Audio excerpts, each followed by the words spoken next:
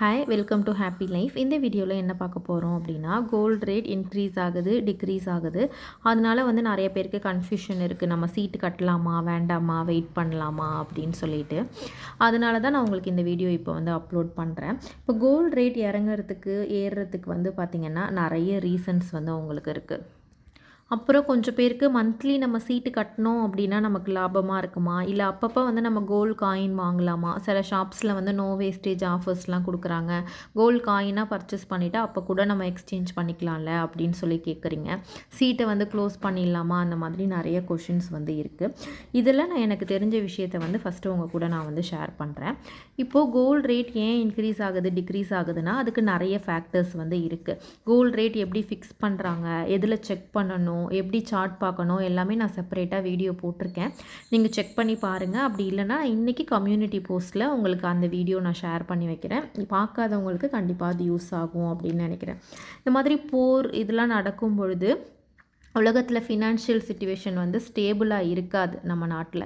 அப்படி இருக்கிறதால நமக்கு ரொம்ப ரேட் இன்க்ரீஸ் ஆகலாம், டிக்ரீஸ் ஆகலாம், அந்த மாதிரி இருக்குது.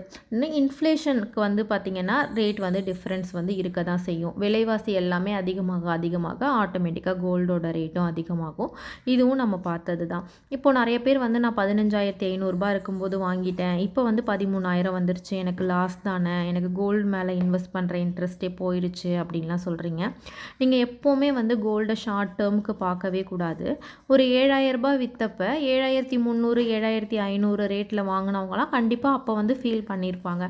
பட் இப்போ யோசித்து பார்க்கும்போது அவங்களுக்கு ஓவரால் ரொம்ப கெயின் தான். அதனால் ஷார்ட் டேர்முக்கு பார்க்காதீங்க, லாங் டேர்முக்கு பார்க்கும்போது கோல்டு உங்களுக்கு நல்லாவே ரிட்டர்ன்ஸ் கொடுக்கும். ஸோ இந்த மாதிரி நிறைய ரீசன்ஸ் இருக்குது. அதுக்கப்புறம் நம்ம டாலருக்கு ஈக்குவலான நம்மளோட ருப்பி வேல்யூ பொறுத்துமே இங்கே ரேட் சேஞ்ச் ஆகும். அதை பற்றி நான் செப்பரேட் வீடியோ போட்டிருக்கேன், பாருங்கள். ஒன்ஸ் இந்த போர்லாம் முடிஞ்சதுக்கப்புறம் அதுக்கப்புறம் ஸ்டேபிளாக தான் இருக்கும். ரொம்ப அப் ரொம்ப டவுன்லாம் இல்லாமல் நார்மலாக ஒரு க்ரோத்தில் போயிட்டுருக்கும். ரொம்ப ஸ்லோவாக ஏறிட்டே இருக்கிற மாதிரி இருந்தாலும் ஸ்டேபிளாக கோல்டு ரேட் கண்டிப்பாக ஏறும் ஃப்யூச்சரில் பார்க்கும்பொழுது. ஆனால் லாஸ்ட்டு 2 வருஷத்தில் கொடுத்த ரிட்டர்ன்ஸே வர இயர்ஸும் கொடுக்குமா அப்படின்னு கேட்டிங்கன்னா கண்டிப்பாக அந்த அளவுக்கு கொடுக்காது. ஏன்னா ரொம்ப இன்க்ரீஸ் ஆகிடுச்சு இல்லையா லாஸ்ட்டு 2 வருஷத்தில்.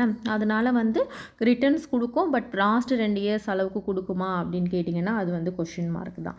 செகண்ட் என்ன கேட்குறீங்கன்னா, இன்னும் ரொம்ப கோல்டு ரேட் ஏறுமா, 16,000 17,000 7,000 போகுமா, இல்லை 12Kக்கு எகெயின் வர சான்ஸ் இருக்கா அப்படின்னு சொல்லிட்டு கேட்குறீங்க.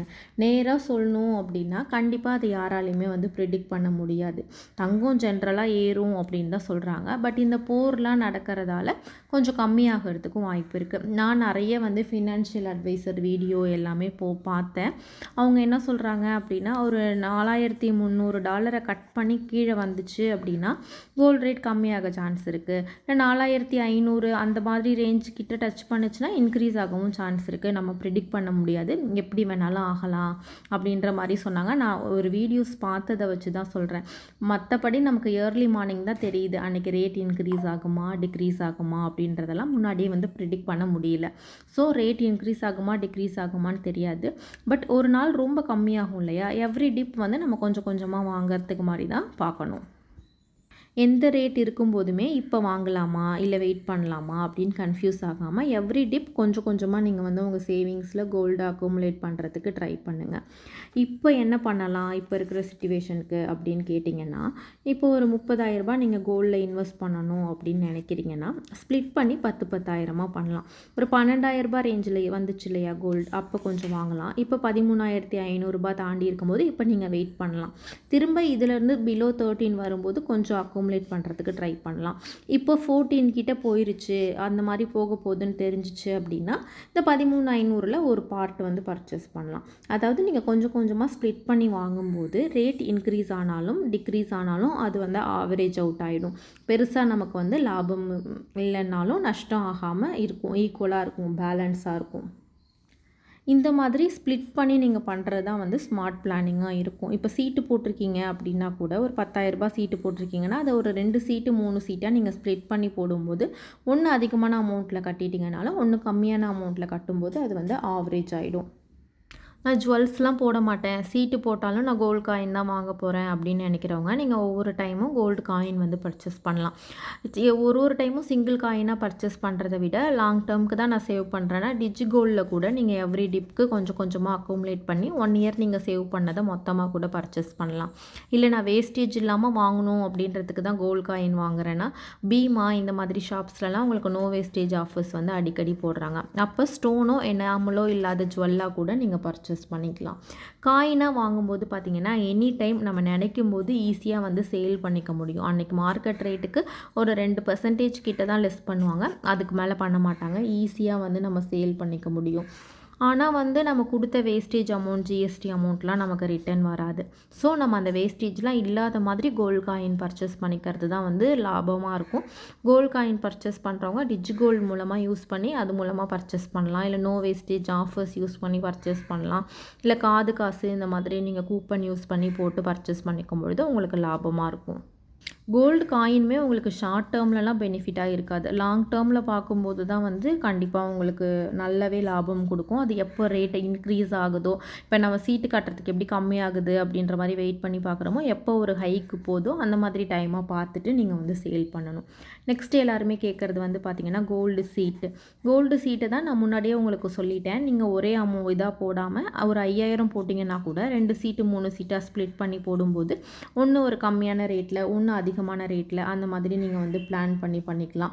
மந்த்லி சேவ் பண்ணுறதால நமக்கு ஈஸியாகவும் இருக்கும், நமக்கு வந்து வேஸ்டேஜ்லேயும் வந்து பெனிஃபிட்ஸ் கிடைக்குது. ஸோ வந்து கோல்டு சீட் வந்து பெஸ்ட் ஆப்ஷனாக இருக்கும். ஆனால் என்ன அப்படின்னா நம்ம எந்த கடையில் சீட்டு கட்டுறோமோ அந்த ஒரு ஷாப்பையே வந்து ஃபுல்லாக டிபெண்ட் பண்ணி இருக்கிற மாதிரி இருக்கும். அந்த கடையிலே தான் நம்ம எடுக்கணும் அந்த மாதிரி இருக்கும். ப்ளஸ் வந்து அவங்க எவ்வளோ வேஸ்டேஜ் சொல்கிறாங்களோ அதுக்குள்ளே நம்ம எடுக்கிற மாதிரி இருக்கும். அதுதான் தவிர மற்றபடி வந்து ட்ரஸ்டட் ஷாப்பில் நீங்கள் சீட்டு கட்டினீங்க அப்படின்னா எந்த விதமான பயமுமே வந்து கிடையாது. அண்ட் மந்த்லி சேவ் பண்ணுறது ஒரு டிசிப்ளினும் கொடுக்கும் உங்களுக்கு. நம்ம இந்த மந்த்லி நம்ம கட்டியே தான் ஆகணும் அப்படின்ட்டு. கோல்டு காயின் வாங்கும்போது நம்ம கையில் காசு இருந்தால் வாங்கலான்னு நினைப்போம். சம்டைம்ஸ் நம்ம செலவு பண்ணிவிடுவோம், வாங்க மாட்டோம். மந்த்லி பண்ணுவீங்களா அப்படின்னு கேட்டிங்கன்னா கண்டிப்பாக பண்ண மாட்டீங்க. பட் கோல்டு சீட்டு அப்படிங்கும்போது மந்த்லி அது நமக்கு ஒரு கமிட்மெண்ட் மாதிரி ஆகிடும். அது நமக்கு சேவிங் டிசிப்ளினையும் வந்து நமக்கு கொண்டு வரும். அதனால மந்த்லி சீட் வந்து பெஸ்ட்டு அப்படின்னு நான் சொல்வேன். பட் வேஸ்டேஜ்லேயே நமக்கு ஆஃபர் கொடுக்கறதால இன்னமுமே நமக்கு வந்து கூடுதலான லாபமாக தான் கண்டிப்பாக இருக்கும். மாதம் கொஞ்சம் கொஞ்சமாக சேர்த்துட்டு 11 மந்த்ஸ் முடிஞ்சதுக்கப்புறம் நம்ம ஒரு பெரிய ஜுவல்லாக எடுக்கிறோம். நம்ம இப்போ ஒரு பவுன் நினச்ச உடனே எடுக்க முடியாது. பட் 11 மந்த்ஸ் நம்ம ஸ்ப்ளிட் பண்ணி சேவ் பண்ணிவிட்டு ஒரு பவுன் எடுக்கிறோம் அப்படிங்கும்போது நமக்கு அது ஓகேவாக தானே இருக்குது. அதனால நான் கோல்டு சீட் வந்து பெஸ்ட்டு அப்படின்னு சொல்வேன். பட் வந்து நமக்கு சேஃபாக இருக்கணும், 100% எந்த விதமான ரிஸ்க்குமே இருக்கக்கூடாது. கண்ட்ரோல் நம்ம கையில் இருக்கணும். நம்ம எப்போ வேணால் சேல் பண்ணலாம், வேணும்னா எப்போ வேணால் பிளெட்ஜ் பண்ணிக்கலாம். அப்படின்னா உங்களுக்கு வந்து கோல்டு காயின் வந்து பெட்டர் ஆப்ஷனாக இருக்கும். அப்படி இல்லை நான் டிசிப்ளினாக வந்து சேவ் பண்ணணும், மாதம் நான் கண்டிப்பாக பண்ணிடணும் அப்படின்னு எனக்கு ஒரு கட்டாயம் இருந்தால் தான் நான் பண்ணுவேன் அப்படின்னா உங்களுக்கு ஸ்கீம் வந்து பெட்டராக இருக்கும். பெஸ்ட் என்னென்னா ரெண்டுமே நீங்கள் மிக்ஸ் பண்ணலாம். ஒரு 10,000 ரூபாய் நீங்கள் போடுறீங்க அப்படின்னா ஒரு மந்த்லி ஒரு 7,000 வந்து நீங்கள் கண்டிப்பாக மந்த்லி சேவிங் ஸ்கீம் கட்டிடலாம். 3,000 வந்து எவ்ரி டிப் வந்து நீங்கள் கோல்டு காயின் பர்ச்சேஸ் பண்ணிக்கிறதுக்காக டிஜி கோல்டு, இன்ஸ்டா கோல்டு இந்த மாதிரி போட்டு நீங்கள் சேவ் பண்ணலாம். இந்த வீடியோவில் நான் எண்டில் என்ன சொல்ல வரேன் அப்படின்னு பார்த்தீங்கன்னா கோல்டு ரேட் என்ன ஆகும் அப்படின்ற ப்ரிடிக்ஷன் வந்து எக்ஸாக்டாக யாராலையும் சொல்ல முடியாது. மேபி ஏறவும் வாய்ப்பு இருக்குது, இறங்கவும் வாய்ப்பு இருக்குது. நம்ம யாராலையும் அதை கண்டிப்பாக வந்து சொல்ல முடியாது. பட் நீங்கள் ஸ்மார்ட்டாக பிளான் பண்ணிங்க அப்படின்னா எப்போ டிப் வரும் அதெல்லாம் நீங்கள் பார்த்து செக் பண்ணி சேவ் பண்ணிங்க அப்படின்னா பெரிய லாஸ்லேருந்து நம்ம தப்பிக்கலாம். அவ்வளோதான். கண்டிப்பாக வந்து வெயிட் பண்ண வேண்டாம். இதனால் சின்னதாக வந்து நீங்கள் ஸ்டார்ட் பண்ணுங்கள். கொஞ்சம் கொஞ்சமாக நீங்கள் ரேட்டு, கிராஃப், மேப் எல்லாமே பார்த்து கற்றுக்கிட்டு ஒவ்வொரு அமௌண்ட் கம்மியாகும் போதும் எவ்வளோ நம்ம பே பண்ண முடியுமோ ஸ்மார்ட்டாக அந்த மாதிரி நீங்கள் சேவ் பண்ணிங்க அப்படின்னா கண்டிப்பாக வந்து கோல்டு உங்களுக்கு லாபமாக தான் இருக்கும். எனக்கு தெரிஞ்சு ஹவுஸ் ஒய்ஃப்லாம் என்ன டெக்னிக்ஸ் யூஸ் பண்ணுறாங்க நிறைய பேர் அப்படின்னு பார்த்தீங்கன்னா நம்ம வந்து மந்த்லி சீட் வந்து போடுவோம். டிஜி கோல்டு, இன்ஸ்டா கோல்டு அப்படின்னு சொல்லிட்டு வந்து சேவ் பண்ணுவோம். இல்லை நமக்கு அக்ஷய திருதி இந்த மாதிரி டைமில் கோல்டு காயினாக வந்து பர்ச்சேஸ் பண்ணுவோம். இதுதான் வந்து பெட்டர் ஆப்ஷனாக இருக்கிற மாதிரி எனக்கும் தோணுது. இது இல்லாமல் எப்படிலாம் நீங்கள் பர்ச்சேஸ் பண்ணுவீங்க, வேறு எந்த மெத்தட்லாம் உங்களுக்கு லாபத்தை கொடுத்துச்சு அப்படின்றத கண்டிப்பாக வந்து கமெண்ட்டில் சொல்லுங்கள். இது ரிலேட்டடாக ஏதாவது டவுட் இருந்துச்சுனாலும் கேளுங்க. கண்டிப்பாக எனக்கு தெரிஞ்ச விஷயத்தை நான் உங்கள் கூட வந்து சொல்கிறேன். அப்படி இல்லைனாலும் நம்ம சப்ஸ்கிரைபர் வந்து ஒருத்தவங்க கூட ஒருத்தவங்க வந்து ஷேர் பண்ணிப்பீங்க அவங்களோட எக்ஸ்பீரியன்ஸை அப்படின்னு நினைக்கிறேன். இந்த வீடியோ யூஸ்ஃபுல்லாக இருந்துச்சுன்னா ஹைப் கொடுங்க, லைக் பண்ணுங்கள். நிறைய பேர் சப்ஸ்கிரைப் பண்ணாமல் பார்க்குறீங்க, சப்ஸ்கிரைப் பண்ணிக்கோங்க. தேங்க்யூ.